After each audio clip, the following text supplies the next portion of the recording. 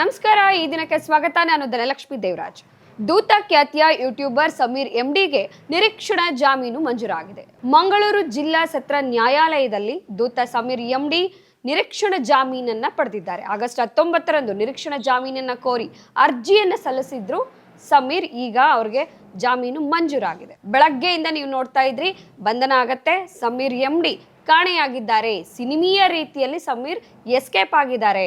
ಸಮೀರ್ ಅನ್ನುವಂತಹ ಒಬ್ಬ ಯೂಟ್ಯೂಬರ್ ಧರ್ಮಸ್ಥಳದ ಬಗ್ಗೆ ಅಪಪ್ರಚಾರವನ್ನ ಮಾಡಿ ಈಗ ಕಾಣೆಯಾಗ್ಬಿಟ್ಟಿದ್ದಾರೆ. ದೂರು ದಾಖಲಾಗಿ ಬಂಧನಕ್ಕೆ ಹೆದರಿ ಹೊಡೋಗಿದ್ದಾರೆ ಅಂತ ಹೇಳಿ ಮುಖ್ಯವಾಹಿನಿಗಳು ಸುದ್ದಿಯನ್ನ ಬಿತ್ತರಿಸ್ತಾ ಇದ್ವು. ಈಗ ಅದಕ್ಕೆಲ್ಲ ಬ್ರೇಕ್ ಬಿದ್ದಿದೆ. ಸಮೀರ್ಗೆ ಜಾಮೀನು ಮಂಜೂರಾಗಿದೆ. ಆದ್ರೆ ಸಮೀರ್ ನಿಜವಾಗಿಯೂ ಕಾಣೆಯಾಗಿದ್ರಾ? ಬಂಧನದ ಭೀತಿಯಿಂದ ಪೊಲೀಸರ ಕೈಗೆ ಸಿಗದಂತೆ ಅವ್ರಿಗೆ ಚಳ್ಳೆ ಹಣ್ಣನ್ನ ತಿನ್ನಿಸಿ ಮನೆಯಲ್ಲೇ ಫೋನ್ ಇಟ್ಟು ಪರಾರಿಯಾಗಿದ್ರಾ? ನಮಗೆ ಬಂದಂತಹ ಅಧಿಕೃತ ಮಾಹಿತಿಯ ಪ್ರಕಾರ ಸಮೀರ್ ಎಲ್ಲೂ ಕೂಡ ಕಾಣೆಯಾಗಿರ್ಲಿಲ್ಲ. ಸಮೀರ್ ಬೆಂಗಳೂರಿನಲ್ಲೇ ಇದ್ರು, ಎಲ್ಲೂ ಮಂಗಳೂರಿಗೂ ಕೂಡ ಅವರು ಹೊರಡೋಗಿರ್ಲಿಲ್ಲ. ಸಮೀರ್ ಬೆಂಗಳೂರಿನಲ್ಲೇ ಇದ್ರು.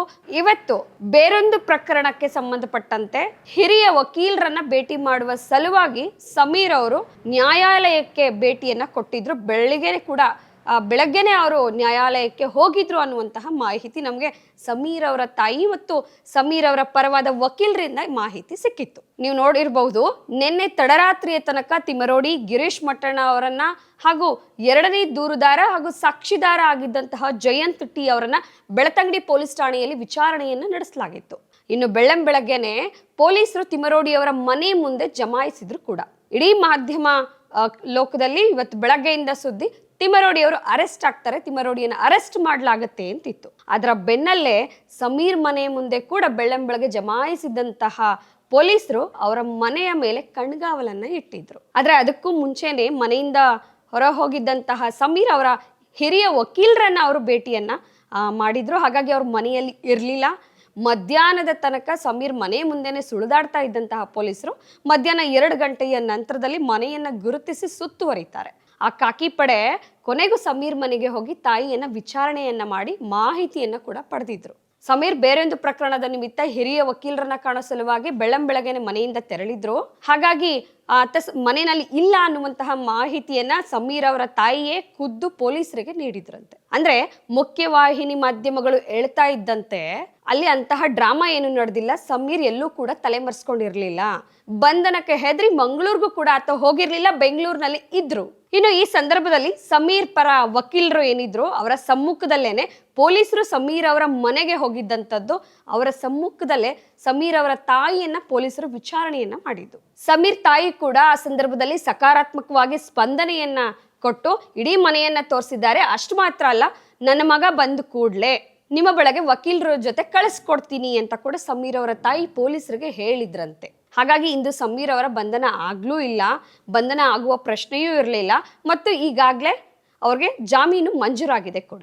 ಇನ್ನು ಸಮೀರ್ ಅವರ ಇದಿಷ್ಟು ಇವತ್ತಿನ ಬೆಳಗ್ಗೆಯಿಂದ ಮಾಧ್ಯಮಗಳು ಪೊಲೀಸರು ಸೇರ್ಕೊಂಡು ಕೊಟ್ಟಂತಹ ಒಂದು ಐಡ್ರಾಮಾ ಇತ್ತಲ್ಲ, ದೊಡ್ಡ ಬ್ರೇಕಿಂಗ್ ಅನ್ನುವಂತಹ ಸುದ್ದಿ ಇತ್ತಲ್ಲ, ಆ ಸುದ್ದಿ ಟುಸ್ಸಾಗಿದ್ದು ಹಿಂಗೆ. ಸೊ ಅದನ್ನು ನಾನು ನಿಮ್ಮ ಮುಂದೆ ಮೊದಲಿಗೆ ಹಿಡ್ತೀನಿ. ಈಗ ನಾನು ಸಮೀರ್ ವಿರುದ್ಧ ದಾಖಲಾಗಿದ್ದಂತಹ ದೂರೇನಿತ್ತು ಆ ದೂರಿಗೆ ಸಂಬಂಧಪಟ್ಟಂತೆ ಮತ್ತು ಆ ದೂರಿನಲ್ಲಿ ಏನಿದೆ ಅನ್ನೋದ್ರ ಸಂಬಂಧಪಟ್ಟಂತೆ ಮಾತಾಡ್ತೀನಿ. ಈ ದೂರು ದಾಖಲಾಗಿರೋದು ಭಾರತೀಯ ನ್ಯಾಯ ಸಂಹಿತೆ ಸೆಕ್ಷನ್ BNS 2023 240 192 ಮತ್ತು 253 1 B. ಇದರ ಅಡಿಯಲ್ಲಿ ದೂರು ದಾಖಲಾಗಿದ್ದಂಥದ್ದು. ಸಮರ್ಥ್ ಆರ್ ಗಣಿಗೇರ ಅನ್ನುವಂಥವ್ರು ಧರ್ಮಸ್ಥಳ ಪೊಲೀಸ್ ಠಾಣೆಯಲ್ಲಿ 12/7/2025 ಅಂದ್ರೆ ಜುಲೈ 12ರಂದು ದೂರನ್ನ ದಾಖಲಿಸಿದ್ರು. ಅಲ್ಲದೆ ಈ ಸುಮೋಟೋ ಕೇಸ್ನಲ್ಲಿ ಕ್ರಿಟಿಕ್ ಅನ್ನುವಂತಹ ಪ್ರಕರಣ ಕೂಡ ಅಲ್ಲ, ಅಂಥದ್ದು ಏನೂ ಇರಲಿಲ್ಲ. ಈ ಕುರಿತು ಸಮೀರ್ 13/8/2025 ಈ ದೂರಿಗೆ ಸಂಬಂಧಪಟ್ಟಂತೆ ಸಮೀರ್ ವಿಚಾರಣೆಗೆ ಬರೋದಕ್ಕೆ ಸಮಯಾವಕಾಶವನ್ನ ಕೇಳಿದ್ರು. ಆದರೆ ಆಗಸ್ಟ್ 6ರಂದು ಪಾಂಗಳದ ಸೌಜನ್ಯ ಮನೆ ಬಳಿ ಯೂಟ್ಯೂಬರ್ಸ್ ಮೇಲೆ ಹಲ್ಲೆ ನಡೀತಲ್ಲ, ಆ ಪ್ರಕರಣದ ನಂತರ ತನಗೆ ರಕ್ಷಣೆ ಬೇಕು, ರಕ್ಷಣೆ ಕೊಡಿ, ಹಾಗಾಗಿ ಠಾಣೆಗೆ ಬರೋದಕ್ಕೆ ಒಂದಷ್ಟು ಸಮಯ ಕೊಡಿ, ನಾನು ತನಿಖೆಗೆ ಸಹಕಾರವನ್ನು ನೀಡ್ತೀನಿ ಅಂತ ಲಿಖಿತವಾಗಿ ವಿನಂತಿಸಿ ಸಮೀರ್ ಅವರು ಪೊಲೀಸರಿಗೆ ಮನವಿ ಮಾಡಿದ್ದಂತಹ ಒಂದು ಕಾಪಿ ಲಿಖಿತ ಅರ್ಜಿ ಕೂಡ ನನ್ನ ಕೈಯಲ್ಲಿದೆ. ಸಮೀರ್ ಈ ಒಂದು ಅರ್ಜಿಯನ್ನ ಹಾಕಿ ಮಾಹಿತಿಯನ್ನ ಯಾವುದೇ ಸಂದರ್ಭದಲ್ಲಿ ಪೊಲೀಸರಿಗೆ ನಾನು ದಕ್ಕತೀನಿ ಅನ್ನುವಂತಹ ಮಾತನ್ನ ಹೇಳಿ ಲಿಖಿತವಾಗಿ ಅನುಮತಿಯನ್ನು ಕೂಡ ಸಮೀರ್ ಪಡ್ಕೊಂಡಿದ್ರು. ಹಾಗಾಗಿ ಸಮೀರ್ ಎಲ್ಲೂ ಕೂಡ ಕದ್ದು ಹೋಗುವಂತಹ ಪರಿಸ್ಥಿತಿ ಇಂದು ಅವರಿಗೆ ಎದುರಾಗಿರಲಿಲ್ಲ. ಅಲ್ಲದೆ ಈ ಸಂದರ್ಭದಲ್ಲಿ ಇನ್ನೊಂದು ಮಾಹಿತಿಯನ್ನು ಕೂಡ ನಾನು ನಿಮ್ಗಿಲ್ಲಿ ಬಹುಮುಖ್ಯವಾಗಿ ತಿಳಿಸ್ಬೇಕಾಗಿದೆ. ಇವತ್ತು ಇಷ್ಟೆಲ್ಲ ಮಾಹಿತಿ, ಸಮೀರ್ ನಾನು ತನಿಖೆಗೆ ಸಹಕರಿಸ್ತೀನಿ ಅಂತ ಹೇಳಿದ್ದು, ಸಮೀರ್ ವಿರುದ್ಧ ದಾಖಲಾಗಿದ್ದಂತಹ ಒಂದು ಪ್ರಕರಣಕ್ಕೆ ಸಂಬಂಧಪಟ್ಟಂತೆ ಸಮೀರ್ ಜಾಮೀನಿಗೆ ಈಗಾಗಲೇ ಅರ್ಜಿಯನ್ನ ಸಲ್ಲಿಸಿದ್ದು, ಇದೆಲ್ಲವೂ ಕೂಡ ಇದ್ದಾಗಿಯೂ ವಿಚಾರಣೆಗೆ ಬರೋದಕ್ಕೆ ಸಮಯಾವಕಾಶ ಕೇಳಿ ಅನುಮತಿಯನ್ನ ಪಡ್ಕೊಂಡಿದ್ದಾರೆ ಅಂತ ಗೊತ್ತಿದ್ದಾಗಿಯೂ ಕೂಡ ಪೊಲೀಸರು ಇವತ್ತು ಸಮೀರ್ ಅವರ ಮನೆ ಮುಂದೆ, ಬೆಂಗಳೂರಿನ ಮನೆ ಮುಂದೆ ಜಮಾಯಿಸಿ ಹೈಡ್ರಾಮಾವನ್ನ ಅವರೇ ಮಾಡಿರೋದು. ಸೊ ಇದು ಸಂಪೂರ್ಣವಾಗಿ ಪೊಲೀಸ್ ಇಲಾಖೆಯ ವೈಫಲ್ಯ, ಪೊಲೀಸರ ವೈಫಲ್ಯ ಅಂತ ಹೇಳಿ ಸಮೀರ್ ಅವರ ಪರವಾದಂತಹ ವಕೀಲರು ADN.comಗೆ ಮಾತನಾಡಿ ತಮ್ಮ ಆರೋಪವನ್ನ ಮಾಡಿದ್ರು. ಸೊ ಸಮೀರ್ ಅವರ ಪರವಾದಂತಹ ವಕೀಲರು ಏನು ಆರೋಪ ಮಾಡಿದ್ರು ಅನ್ನೋದ್ರ ಕುರಿತಾಗಿ ಕೂಡ ಅವರ ಒಂದು ಆಡಿಯೋ ಕೂಡ ನಾನು ಇಲ್ಲಿ ಪ್ಲೇ ಮಾಡ್ತೀನಿ, ದಯವಿಟ್ಟು ಕೇಳ್ಕೊಂಡು ಬನ್ನಿ. ಹಲೋ ಸರ್, ನಮಸ್ತೆ. ನಮಸ್ತೆ, ಹೇಳಿ. ಸರ್, ಸಮೀರ್ ಅವ್ರ ಪರವಾದ ವಕೀಲರು ಮಾತಾಡ್ತಾ ಇರೋದಾ? ಹೌದು, ಹೇಳಿ ಸರ್. ಇವತ್ತಿನ ಬೆಳವಣಿಗೆಗಳೆಲ್ಲ ನೋಡ್ತಾ ಇದ್ದೀರಿ, ಸಮೀರ್ ಕಾಣೆಯಾಗಿದ್ದಾರೆ ಅಂತ ಹೇಳ್ತಾ ಇದ್ದಾರೆ. ನೀವು ಸಮೀರ್ ಪರವಾಗಿ ವಕಾಲತ್ ವಹಿಸುವಂತ ವಕೀಲರು ಅಂತ ತಮಗೆ ಗೊತ್ತಾಯ್ತು. ಎಲ್ಲಿದ್ದಾರೆ ಸರ್ ಸಮೀರು? ಸಮೀರು ನಮ್ ಜೊತೆಗೆ ಇದ್ದಾರೆ. ಓಕೆ. ಆಕ್ಚುಲಿ ಅವ್ರದ್ದು ಒಂದು ಸೆಷನ್ ಕೋರ್ಟ್ ಅಲ್ಲಿ ಒಂದು ಕೇಸ್ ಇತ್ತು. ಧರ್ಮಸ್ಥಳದವರು 338 ಜನ ಮೇಲೆ ಚಾನಲ್ ಮೇಲೆ ಕೇಸ್ ಹಾಕಿದ್ರು. ಆ ಕೇಸಿಗೆ ಹಿರಿಯ ವಕೀಲರು ದ್ವಾರಕನಾಥ್ ಆಫೀಸ್ ಆಗಿ ಬಂದಿದ್ರು. ಓಕೆ, ಅಂದ್ರೆ ಬೆಂಗಳೂರಿನಲ್ಲೇ ಇದ್ರ ಸಮೀರ್ ಅವರು? ಹೌದು, ಖಂಡಿತ ನಮ್ಮ ಜೊತೆಗೇನೆ ಇದ್ರು ಬೆಳಗಿಂದ. ಓಕೆ, ಮಾಧ್ಯಮಗಳೆಲ್ಲ ಬರ್ತಾ ಇರೋದನ್ನ ತಾವು ಗಮನಿಸಿರ್ತೀರಾ ಅಂತ ಅನ್ಕೊಳ್ತೀನಿ. ಸಮೀರ್ ಫೋನ್ ಅನ್ನ ಮನೆಯಲ್ಲೇ ಬಿಟ್ಬಿಟ್ಟು ಅಪ್ಸ್ಕ್ಯಾಂಡ್ ಆಗಿದ್ರು, ತಲೆ ಮರ್ಸ್ಕೊಂಡಿದ್ರು, ಬಂಧನದ ಭೀತಿ ಇತ್ತು ಸಮೀರ್ಗೆ ಅಂತ. ಎಲ್ಲ ಸುಳ್ಳು ಮಾಹಿತಿ ಅದು. ಮೀಡಿಯಾದವರು ಅವ್ರು ಬೇಕಾಗದಂಗೆ ಬಾಯಿಗೆ ಬಂದಂಗೆ ಹೇಳ್ತಾರೆ. ಸಮೀರ್ ಅವರು ಇವತ್ತು ಅವ್ರ case session court hall number 16 case ನಡೀತಾ ಇದೆ, ಎಲ್ಲರಿಗೂ ಗೊತ್ತಿದೆ. ಅದ್ರ ಪರವಾಗಿ ದ್ವಾರಕನಾಥ್ ಮತ್ತೆ ಬಾಲನ್ ಸರ್ ಎಲ್ಲ ಆರ್ಗ್ಯುಮೆಂಟ್ ಮಾಡಕ್ಕೆ ಪ್ರಿಪರೇಷನ್ ಮಾಡ್ತಾ ಇದ್ರು. ಹಾಗಾಗಿ ದ್ವಾರಕನಾಥ್ ಆಫೀಸ್ಗೆ ಬಂದಿದ್ರು ಅವರು. ಬೆಳಗಿಂದ ಅದಕ್ಕೆ ಸಂಬಂಧಪಟ್ಟ ಹಾಗೆ ಅವರು ಚರ್ಚೆ ಮಾಡ್ತಾ ಇದ್ರು ವಿಡಿಯೋಸ್ ಬಗ್ಗೆ ಎಲ್ಲ. ಎಲ್ಲೂ ಹೋಗಿಲ್ಲ. ಅವ್ರ ಮನೆಯವರಿಗೆ ಪೊಲೀಸರು ಹೋಗಿದ್ದಾರೆ. ಅವ್ರ ತಾಯಿ ತುಂಬಾ ಕೋಆಪರೇಟ್ ಮಾಡಿದ್ದಾರೆ. ಪೊಲೀಸ್ ಅವರಿಗೆಲ್ಲ ಮನೆ ಎಲ್ಲ ತೋರಿಸಿದ್ದಾರೆ. ಮನೆ ಎಲ್ಲೂ ಇರ್ಲಿಲ್ಲ. ಆಮೇಲೆ ಪೊಲೀಸರು ಒಪ್ಕೊಂಡು ತಾಯಿಯವ್ರ ಹತ್ರ ಒಪ್ಪಿಗೆ ತಗೊಂಡು ಮನೆಗೆ ಹೋಗಿದ್ದಾರೆ. ಸ್ಥಳದಲ್ಲಿ ಹೌದೌದು, ನಾವು ಪೊಲೀಸರು ಬಂದಾಗ ಜೊತೆಗಿದ್ದು. ಓಕೆ, ಈಗ ಸಮೀರ್ ಅವ್ರ ಮನೆಯನ್ನ ಸರ್ಚ್ ಮಾಡಿದ್ರು, ಪೊಲೀಸ್ನವರು ಬಂದಿದ್ರು ಅಂತ ಹೇಳಿದ್ರಿ. ಅವ್ರು ಸಮೀರ್ನ ಅರೆಸ್ಟ್ ಮಾಡ್ಲಿಕ್ಕೆ ಅರೆಸ್ಟ್ ವಾರೆಂಟ್ ಮತ್ತೆ ಸರ್ಚ್ ವಾರೆಂಟ್ ಇತ್ತಾ ಸರ್? ಅರೆಸ್ಟ್ ವಾರೆಂಟ್ ಇರ್ಲಿಲ್ಲ. ಅವ್ರು 3 ಸಲ ನೋಟಿಸ್ ಕೊಟ್ಟಿದ್ರಂತೆ. ಸಮೀರ್ ಅವರು ಅದಕ್ಕೆ ರಿಪ್ಲೈ ಮಾಡಿದ್ರು, ನನಗೆ 15 ದಿನ ಟೈಮ್ ಬೇಕು, 15 ದಿನ ನಂತರ ನಾನು ಬಂದು ಭೇಟಿ ಆಗ್ತೀನಿ ಅಂತ ಒಂದು ಅಪ್ಲಿಕೇಶನ್, ಒಂದು ರೈಟಿಂಗ್ ಅಲ್ಲಿ ಕೊಟ್ಟಿದ್ರು. ಅದಕ್ಕೆ ಅಲ್ಲಿ ಠಾಣೆಯಲ್ಲಿ ಸೀಲ್ ಹಾಕಿ ಒಪ್ಪಿಗೆ ಕೊಟ್ಟಿದ್ದಾರೆ. ಅದನ್ನ ಬಂದ ಪೊಲೀಸ್ ಅವರಿಗೆ ತೋರಿಸಿದಾಗ ಅವರು ಓಕೆ ಅಂತ ಹೋದ್ರು ವಾಪಸ್. ಈಗ ಇವರು ಸಮೀರ್ ಯಾವ ಠಾಣೆಯಿಂದ ಅನುಮತಿಯನ್ನ ಪಡ್ಕೊಂಡಿದ್ರು ಅದೇ ಠಾಣೆಯ ಪೊಲೀಸರು ತಾನೇ ಬಂದಿದ್ದು? ಹೌದು, ಅದೇ ಠಾಣೆ ಪೊಲೀಸರು. ಮೇಲೆ ಸಮೀರ್ ಅನುಮತಿಯನ್ನ ಪಡೆದಿದ್ದಾರೆ ಅನ್ನೋ ಮಾಹಿತಿ ಅದೇ ಠಾಣೆಯ ಪೊಲೀಸರಿಗೆ ಇರ್ಬೇಕಿತ್ತಲ್ವಾ? ಖಂಡಿತ ಇರ್ಬೇಕಾಗಿತ್ತು. ಇಲ್ಲಿ ಬಂದವರಿಗೆ ಇರ್ಲಿಲ್ಲ. ಬಟ್ ಇನ್ಸ್ಪೆಕ್ಟರ್ ಗೆ ಮಾಹಿತಿ ಇದೆ ಅಂತ ಅವರೇ ವಿಚಾರಣೆ ಮಾಡ್ತಾ ಇದ್ರು. ಎಂಕ್ವೈರಿ ಮಾಡಿ ಫೋನ್ ಮಾಡಿ ಹೇಳ್ತಾ ಇದ್ರು, ಇನ್ಸ್ಪೆಕ್ಟರ್ ಚೀಲೆಲ್ಲ ಇದೆ ಅಂತ. ಆಮೇಲೆ ಬಂದು ಅವರು, ನಾವು ಹೇಳಿದ್ವಿ ಅವರಿಗೆ, ನೋಡಿ ಇನ್ವೆಸ್ಟಿಗೇಷನ್ಗೆ ಯಾವುದೇ ರೀತಿ ಬೇಕಾದ್ರೆ ಕೋಆಪರೇಟ್ ಮಾಡಕ್ಕೆ ರೆಡಿ ಇದೀವಿ. ಸಮೀರ್ ಅಲ್ಲಿ ಕೇಸ್ ಮುಗಿಸ್ಕೊಂಡು ಇಲ್ಲಿಗೆ ಬರ್ತಾರೆ ಮನೆಗೆ. ನೀವು ವೈಟ್ ಮಾಡೋದಾದ್ರೆ ಅವರು ಬಂದು ನಿಮ್ ಜೊತೆ ಸಹಕಾರ ಮಾಡ್ತಾರೆ. ಇಲ್ಲ ನೀವು ಹೋಗಿ ಅಲ್ಲಿ ಕೋರ್ಟ್ ಹತ್ರ ದ್ವಾರಕನಾಥ್ ಆಫೀಸಿಗೆ ಹೋಗಿ ಭೇಟಿ ಆಗ್ತೀವಿ ಅಂದ್ರೆ ಅಲ್ಲಿ ಹೋಗಿ ಭೇಟಿ ಆಗ್ಬೋದು, ಯಾವುದೇ ತೊಂದರೆ ಇಲ್ಲ ಅಂತ ಹೇಳಿದಾಗ ಅವರು ಒಪ್ಪಿಗೆ ಮೇಲೆ ಇಲ್ಲಿಂದ, ಇಲ್ಲ ಸರ್ ನಾವು ಅಲ್ಲಿ ದ್ವಾರಕನಾಥ್ ಆಫೀಸ್ ಹತ್ರ ಹೋಗ್ತೀವಿ ಅಂತ ಹೇಳಿ ಇಲ್ಲಿಂದ ಹೋದ್ರು. ಓಕೆ, ಸಮೀರ್ ಅವರು ಬಂಧನದ ಭೀತಿಯಿಂದ ಎಲ್ಲೂ ಹೋಗಿರ್ಲಿಲ್ಲ, ತಮ್ಮ ಜೊತೆ ಅಂತ ತಾವು ಕ್ಲೈಮ್ ಮಾಡ್ತಾ ಇದ್ದೀರಿ? ಖಂಡಿತ ಸಮೀರ್ ಅವರು ಇಲ್ಲೇ ಇದ್ದಾರೆ ಬೆಂಗಳೂರಲ್ಲಿ. Okay sir, thank you. ಇದೇ ಸತ್ಯ, ಗೊತ್ತಾಯ್ತಾ? ಮೀಡಿಯಾದವರು ಅವ್ರಿಗೆ ಬೇಕಾದಂಗೆ ಬಾಯಿಗೆ ಬಂದಂಗೆಲ್ಲ ಹೇಳಿದ್ದಲ್ಲ ನಾವು ಒಪ್ಕೊಳಕ್ ಆಗಲ್ಲ. ಸತ್ಯ ಏನಂತ ಜನರಿಗೆ ನೀವು ತಿಳಿಸಿ. ನೀವು ಕೂಡ ಅವ್ರ ಮಾತುಗಳನ್ನ ಕೇಳಿಸ್ಕೊಂಡ್ರಿ. ಇದೇ ಸಂದರ್ಭದಲ್ಲಿ ಇನ್ನೊಂದು ಸತ್ಯ ಸಂಗತಿಯನ್ನ ನಾನು ಇಲ್ಲಿ ಹೇಳ್ತೀನಿ. ಇಂದಿನ ಬೆಳವಣಿಗೆಗಳು ನಡೀತಲ್ಲ, ಸಮೀರ್ ಮನೆ ಮುಂದೆ ಬೆಳಗ್ಗೆಯಿಂದಾನೇ ಪೊಲೀಸರು ಜಮಾಯಿಸಿ ಆತನನ್ನ ಬಂಧಿಸ್ಬೇಕು ಅಂತ ಹೇಳಿ ಜಮಾಯಿಸಿದ್ರು, ಬಂಧಿಸ್ಬಿಡ್ತಾರೆ ಅಂತ ಮಾಧ್ಯಮಗಳು ಹೇಳಿದ್ರು. ಜೊತೆಗೆ ಸಮೀರ್ ಕಾಣೆಯಾಗಿದ್ದಾರೆ, ಅದು ಸಿನಿಮೀಯ ರೀತಿಯಲ್ಲಿ ಅಂತೆಲ್ಲ ಹೇಳಿದ್ರಲ್ಲ. ಆದ್ರೆ ಇನ್ನೊಂದು ವರ್ಷನ್ ಇದೆ. ಯೂಟ್ಯೂಬರ್ ಸಮೀರ್ ಅವರನ್ನ ಬಂಧಿಸೋದಕ್ಕೆ ಅರೆಸ್ಟ್ ವಾರೆಂಟ್ ಕೂಡ ಪೊಲೀಸರ ಬಳಿ ಇರಲಿಲ್ಲ. ಇದನ್ನ ಸಮೀರ್ ಅವರ ತಾಯಿ ಮತ್ತು ಸಮೀರ್ ಅವರ ಪರವಾದಂತ ವಕೀಲರು ADN.comಗೆ ಅಧಿಕೃತವಾಗಿ ಮಾಹಿತಿಯನ್ನ ನೀಡಿದ್ರು. ಸಮೀರ್ ಮೇಲೆ ಹಾಕಿದಂತ ಪ್ರಕರಣ ಇದೆಯಲ್ಲ, ಸುಮೋಟೋ ಕೇಸು, ಈ ದೂರಲ್ಲಿ ಏನಿದೆ ಅನ್ನೋದನ್ನು ಕೂಡ ನಾನು ಹೇಳ್ತೀನಿ.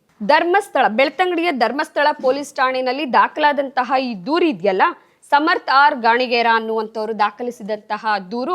ಈ FIR ಕಾಪಿಯಲ್ಲಿ ಇರುವಂತಹ ಮಾಹಿತಿ ಏನಿದೆ ಅದನ್ನು ಯಥಾವತ್ತು ಓದಿ ಹೇಳ್ತೀನಿ, ದಯವಿಟ್ಟು ಕೇಳಿಸ್ಕೊಳ್ಳಿ. ಈ ಪ್ರಕರಣದ ಸಂಕ್ಷಿಪ್ತ ಸಾರಾಂಶವೇನೆಂದ್ರೆ, ಫಿರ್ಯಾದುದಾರರು ಧರ್ಮಸ್ಥಳ ಪೊಲೀಸ್ ಠಾಣೆಯಲ್ಲಿ ಪೊಲೀಸ್ ಉಪನಿರೀಕ್ಷಕನಾಗಿ ಕರ್ತವ್ಯವನ್ನ ನಿರ್ವಹಿಸುತ್ತಾ ಇದ್ದು ದಿನಾಂಕ 12/7/2025 19:30 ಗಂಟೆಗೆ ಠಾಣೆಯಲ್ಲಿದ್ದ ಸಮಯ ಅವರ ಮೊಬೈಲ್ನಲ್ಲಿ ಯೂಟ್ಯೂಬ್ ಓಪನ್ ಮಾಡಿದಾಗ ಅದರಲ್ಲಿ ಯೂಟ್ಯೂಬ್ ಚಾನೆಲ್ನ ವಿಡಿಯೋ ಲಿಂಕ್ ಸಿಗತ್ತೆ. ಅದರಲ್ಲಿ ಧರ್ಮಸ್ಥಳ ಪೊಲೀಸ್ ಠಾಣಾ ಕ್ರಮ ಸಂಖ್ಯೆ ಆಧಾರದಲ್ಲಿ 39/2025 ವಿಚಾರಗಳ ಬಗ್ಗೆ ಹರಿಯಬಿಟ್ಟಿರುವುದಾಗಿರುತ್ತೆ. ಈ ಪ್ರಕರಣ ಸೂಕ್ಷ್ಮ ಪ್ರಕರಣವಾಗಿರೋದ್ರಿಂದ ಪ್ರಕರಣದ ಸಾಕ್ಷಿದಾರರು ತನಿಖೆಗೆ ನೀಡಿರುವ ಮಾಹಿತಿಯನ್ನ ಗೌಪ್ಯವಾಗಿಟ್ಟುಕೊಂಡು ತನಿಖೆಯನ್ನು ನಡೆಸಲಾಗ್ತಾ ಇದೆ. ಆದರೆ ಈ ನಡುವೆ ಸಮೀರ್ MD ಎಂಬಾತನು ದೂತ ಎಂಬ ಯೂಟ್ಯೂಬ್ ಚಾನೆಲ್ನಲ್ಲಿ AI ಟೂಲ್ ಮೂಲಕ ಸೃಷ್ಟಿಸಿರುವ 23 ನಿಮಿಷದ 52 ಸೆಕೆಂಡಿನ ವಿಡಿಯೋವೊಂದನ್ನು ಸಾಮಾಜಿಕ ಜಾಲತಾಣದಲ್ಲಿ ವೈರಲ್ ಮಾಡಿರುತ್ತಾನೆ.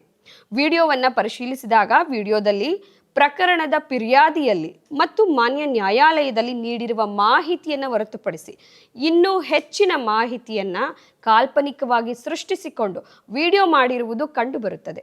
ಈ ಪ್ರಕರಣದ ಫಿರ್ಯಾದಿದಾರರಿಗೆ ಸಾಕ್ಷಿದಾರರ ಸಂರಕ್ಷಣೆ ಯೋಜನೆ 2018 ಅಡಿಯಲ್ಲಿ ಭದ್ರತೆಯನ್ನು ಒದಗಿಸಿದ್ದು ಅವರ ಬಗ್ಗೆ ಮಾಹಿತಿಯನ್ನು ಹಂಚಿಕೊಂಡಲ್ಲಿ ಅವರ ಗುರುತು ಪತ್ತೆಯಾಗುತ್ತದೆ. ಸಮೀರ್ MD ಎಂಬಾತನು ದೂತ ಎಂಬ ಯೂಟ್ಯೂಬ್ ಚಾನೆಲ್ನಲ್ಲಿ AI ಟೂಲ್ ಅನ್ನು ಬಳಸಿಕೊಂಡು ನಡೆಸಿದಂತ ಅಪರಾಧಕ್ಕೆ ಸಂಬಂಧಿಸಿದಂತೆ ಸುಳ್ಳು ಸುದ್ದಿಯನ್ನ ಕೊಟ್ಟಿರುತ್ತಾನೆ. ಆತನು ತನ್ನ ವಿಡಿಯೋದಲ್ಲಿ 1000 ಜನರನ್ನ ರೇಪ್ ಮಾಡಿ ಕೊಲೆ ಮಾಡಿ ಮುಚ್ಚಿ ಹಾಕಿದ್ದಾರೆ. ಇದನ್ನ ಕೇಳಿದ್ರೆ ನಿಮ್ಮ ರಕ್ತ ಕುದಿಯುತ್ತಿಲ್ಲವಾ? ಕರ್ನಾಟಕದ ಮೂಲೆ ಮೂಲೆಯಲ್ಲಿರುವವರು ಬೀದಿಗಿಳಿದು ಪ್ರತಿಭಟನೆಯನ್ನ ಮಾಡಬೇಕು ಮತ್ತು ಈ ಅನ್ಯಾಯದ ವಿರುದ್ಧ ಪ್ರತಿಯೊಬ್ಬರು ಧ್ವನಿಯನ್ನ ಎತ್ತಬೇಕು ಎಂಬುದಾಗಿ ಸಂದೇಶವನ್ನ ನೀಡಿ ದೊಂಬಿ ಮಾಡುವ ಉದ್ದೇಶಪೂರ್ವಕವಾಗಿ ಸಾರ್ವಜನಿಕರನ್ನ ಉದ್ರೇಕಿಸಿರ್ತಾನೆ ಮತ್ತು ಸಾರ್ವಜನಿಕ ಕೇಡಿಗೆ ಕಾರಣವಾಗುವ ಸಾರ್ವಜನಿಕ ನೆಮ್ಮದಿಯ ವಿರುದ್ಧ ಅಪರಾಧ ಎಸಗುವಂತೆ ಉದ್ದೇಶವುಳ್ಳ ಹೇಳಿಕೆಯನ್ನ ವಿಡಿಯೋದಲ್ಲಿ ನೀಡಿರ್ತಾನೆ. ಆದ್ದರಿಂದ ಸಮೀರ್ MD ಮತ್ತು ದೂತ ಎಂಬ ಯೂಟ್ಯೂಬ್ ಚಾನೆಲ್ನ ವಿರುದ್ಧ ಸೂಕ್ತ ಕಾನೂನು ಕ್ರಮ ಕೈಗೊಳ್ಳುವಂತೆ ಕೋರಿಕೆ ಎಂಬಿತ್ಯಾದಿ ಆಗಿರುತ್ತದೆ. ಇದು ಸಮೀರ್ MD ವಿರುದ್ಧ ದಾಖಲಾಗಿದ್ದಂಥ ದೂರು ಏನಿತ್ತು ಸುಮೋಟೋ ಕೇಸ್, ಅದರಲ್ಲಿ ದಾಖಲಿಸಿರುವಂತಹ ಅದರಲ್ಲಿ ಬರೆದಿರುವಂಥ ಯಥಾವತ್ತು ಮಾತುಗಳನ್ನು ನಾನು ಇಲ್ಲಿ ಹೇಳಿದ್ದೀನಿ. ಇಷ್ಟೆಲ್ಲ ಬೆಳವಣಿಗೆಗಳು ಆಗುವಾಗ ಒಂದು ಪ್ರಶ್ನೆ ನಾಗರಿಕ ಸಮಾಜವನ್ನ ಕಾಡಬೇಕು ಮತ್ತು ಕಾಡತ್ತೆ ಕೂಡ, ಕಾಡಿದೆ ಕೂಡ. ಯಾರೋ ಒಬ್ರು ಅನಾಮಿಕ ಬಂದು ನಾನು ದಶಕಗಳ ಹಿಂದೆ ಧರ್ಮಸ್ಥಳದಲ್ಲಿ ಅತ್ಯಾಚಾರವಾಗಿ ಕೊಲೆಯಾದ 100 ಶವಗಳನ್ನ ಹುತ್ತಿದ್ದೀನಿ, ಹೆಣ್ಣುಮಕ್ಕಳ ಶವಗಳನ್ನ, ಅದನ್ನ ತೋರಿಸ್ತೀನಿ.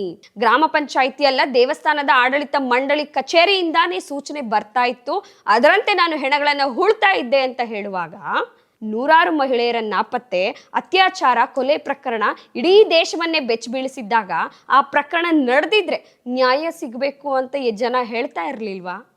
ನೀವು ಹೇಳ್ತಾ ಇಲ್ವಾ?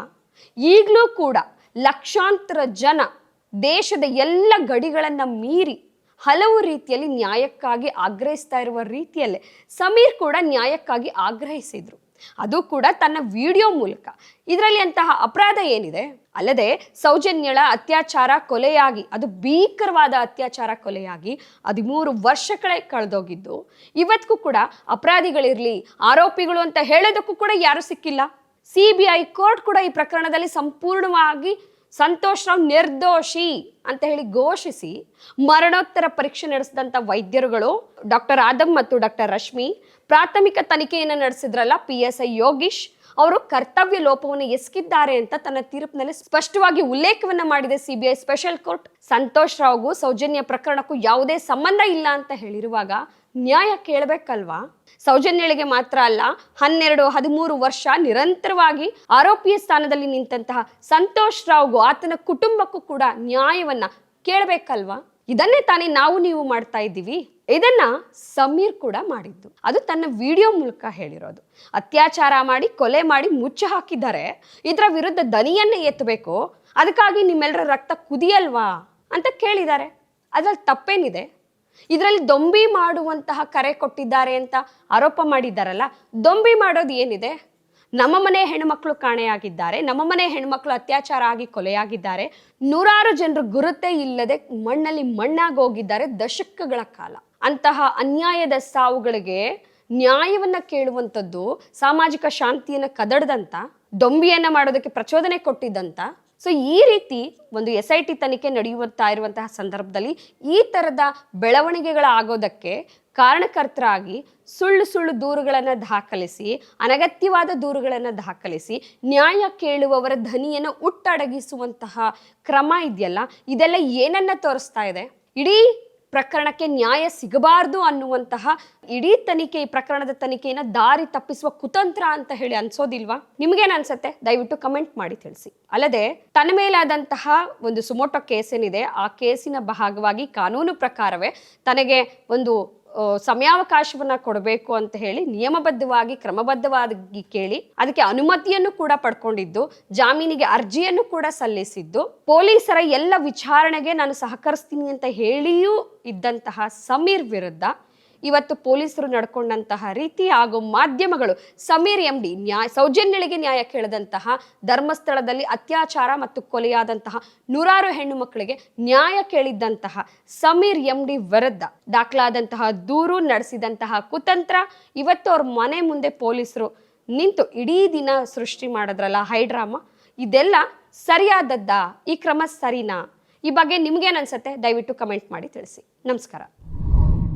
ಮತ್ತಷ್ಟು ವಿಶೇಷ ವಿಡಿಯೋಗಳನ್ನು ನೋಡಲು ಮತ್ತು ಹೊಸ ವಿಡಿಯೋಗಳ ಬಗ್ಗೆ ತಿಳಿಯಲು ಈ ದಿನ .com ಯೂಟ್ಯೂಬ್ ಚಾನೆಲ್ ಸಬ್ಸ್ಕ್ರೈಬ್ ಮಾಡಿ ಮತ್ತು ಬೆಲ್ ಐಕಾನ್ ಕ್ಲಿಕ್ ಮಾಡಿ.